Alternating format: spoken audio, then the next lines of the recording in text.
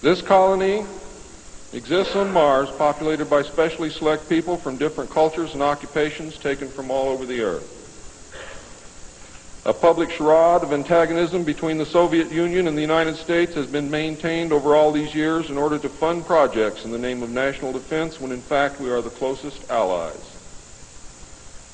At some point, President Kennedy discovered portions of the truth concerning the drugs and the aliens.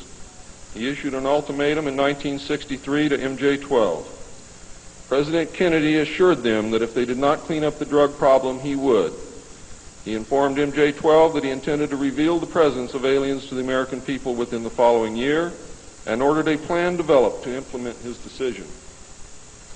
President Kennedy was not a member of the Council on Foreign Relations and knew nothing of Alternative 2 or Alternative 3 that I can find out. Internationally, the operations were supervised by an executive committee known as the Policy Committee. In the United States, they were supervised by MJ-12, and in the Soviet Union by a sister organization. President Kennedy's decision, of course, struck fear into these people. His assassination was ordered by the Policy Committee, and the order was carried out by agents of MJ-12 in Dallas. President John F. Kennedy was murdered by the Secret Service agent who drove his car in the motorcade, and the act is plainly visible in the film. It was stated in the documents that I saw. The assassin's name is William Greer. Watch the driver and not Kennedy when you view the film, when you can find a film that even shows it. All of the witnesses who were close enough to the car to see William Greer shoot Kennedy were themselves all murdered within 2 years of the event. That's fact. The Warren Commission was a farce, and Council on Foreign Relations members made up the majority of its panel. They succeeded in snowing the American people, and they hid the truth. And many other patriots who have attempted to reveal the alien secret have also been murdered throughout the intervening years. And that is why I've been so careful about the information that I released, because it was so important that I get here today to be able to tell you the truth, and what happens after me, after today, is of no consequence whatsoever. But what you do is. During the era of the United States' initial space exploration and the moon landings, every launch was accompanied by alien craft. A moon base dubbed Luna was sighted and filmed by the Apollo astronauts. Domes, spires, tall round structures which look like silos, huge T-shaped mining vehicles which left stitch-like tracks in the lunar surface, and extremely large as well as small alien craft appear in the photographs. It is, in fact, a joint United States, Russian, and alien base.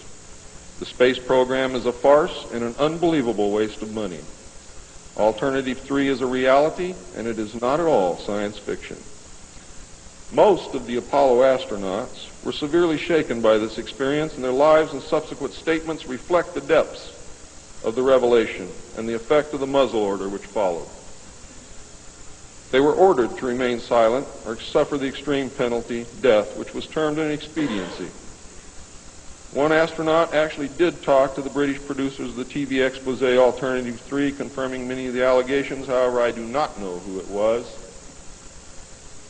In the book, Alternative 3, the pseudonym Bob Groden was used in place of the astronaut's identity. It was also stated that he committed suicide in 1978. This cannot be validated by any source, and I believe that several so-called facts in the book are really disinformation. However, I can assure you that Alternative 3 is real. I firmly believe that this disinformation is a result of pressure put upon the authors and is meant to nullify the effect upon the populace of the British TV expose entitled Alternative 3. The headquarters of the international conspiracy is in Geneva, Switzerland. The ruling body is made up of representatives of the governments involved, as well as the executive members of the group known as the Bilderbergers. Meetings are held by the Policy Committee when necessary on a nuclear submarine beneath the polar ice cap. The secrecy is such that this was the only method which could ensure that the meetings could not be bugged, and is the only place where they discuss their most secret matters. I can say that the book is at least 70% true from my own knowledge and the knowledge of my sources. I believe that the disinformation was an attempt to compromise the British TV expose with information which could be proven false. just as the Eisenhower briefing document was released here in the United States under the contingency plan Majestic 12, and which can also be proven false. Since our interaction with the aliens began, we have come into possession of technology beyond our wildest dreams. A craft named Aurora exists at Area 51, which makes regular trips into space. It is a one-stage ship called a TAV, or Trans-Atmospheric Vehicle. And it can take off from the ground using a 7-mile runway, go into high orbit, return on its own power, and land on the same runway. We currently have and fly atomic-powered alien craft at Area S4 in Nevada. Our pilots have made interplanetary voyages in these craft and have been to the Moon, Mars, and other planets aboard these craft.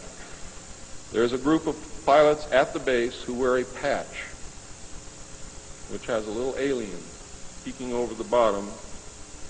It has, I think, 3 or 4 letters at the top. I forget what they are, but John Lear knows what they are. There is a picture of Saturn and a picture of Mars in the photograph. And in the background, there are 7 stars, which are strangely shaped just like the stars in the Pleiades group. What that means, I don't know. We have been lied to about the true nature of the Moon, the planets Mars and Venus, and the real state of technology that we possess today at this very moment. There are areas in the Moon where plant life grows and even changes color with the seasons. And this seasonal effect is because the Moon does not, as claimed, always present the exact same side to the Earth or the Sun. There is an area that wobbles in and out of darkness on a seasonal basis, and it is near this area that the plant life grows. The Moon does have a few man-made lakes and ponds upon its surface, and clouds have been observed and filmed in its atmosphere. How many of you remember the period of time, several years, when almost every reported alien craft that was reported landed was on or near water and appeared to be pumping water into the craft? How many of you remember that? Quite a few. The water went to the Moon, ladies and gentlemen, to change the Moon. And it is working.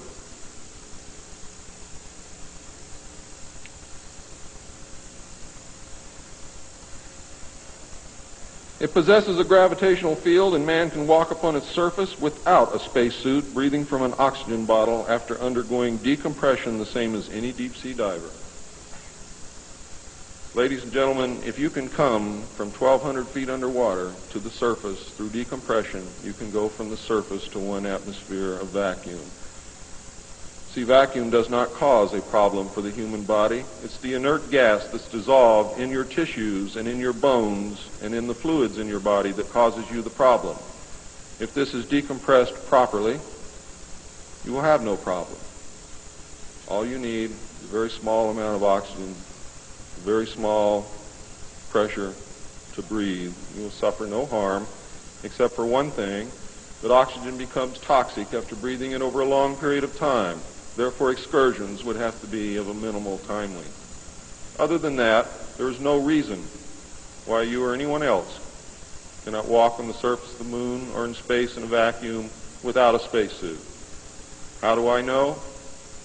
I used to be one of the world's experts on deep-sea mixed gas breathing mixtures for divers and on deep saturation diving. When I was the head of the department of the Mixed Gas Deep Saturation Diving Division of the College of Oceaneering.